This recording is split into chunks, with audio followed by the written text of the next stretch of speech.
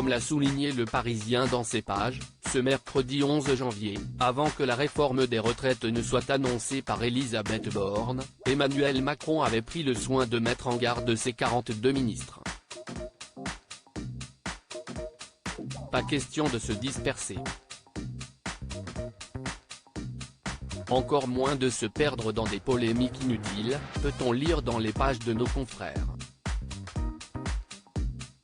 C'est du moins ce qu'aurait fait comprendre le chef d'État lors du dernier Conseil des ministres. Il faut se concentrer sur les réformes majeures, sans se faire parasiter par d'autres sujets, a notamment confié un ministre à nos confrères.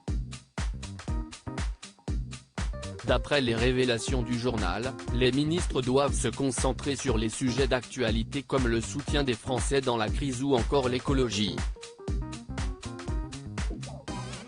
Seulement, ces derniers doivent le faire dans un contexte particulier, marqué par de nombreuses rumeurs de dissolution. Des oui-dire qu'Emmanuel Macron répéterait en petit comité afin de jouer avec les nerfs de ses ministres. Si demain il y a une dissolution, moi, je suis encore là, aurait-il fait savoir. La pression est donc au maximum. Supérieure à Elisabeth Borne, Bruno Le Maire. Découvrez les ministres à leur début. Cette mise en garde d'Elisabeth Borne. Toujours d'après les informations du Parisien, Emmanuel Macron n'a visiblement pas été le seul à recadrer les 42 ministres du gouvernement.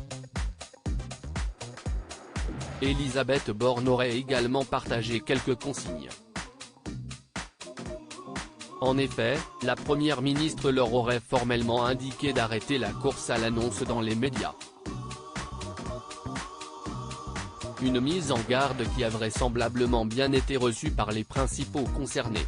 On nous fait comprendre que si on peut éviter de compliquer les choses, c'est pas mal, a notamment confirmé l'un d'eux. Crédit photo, Elliott Blondet pour Best Image.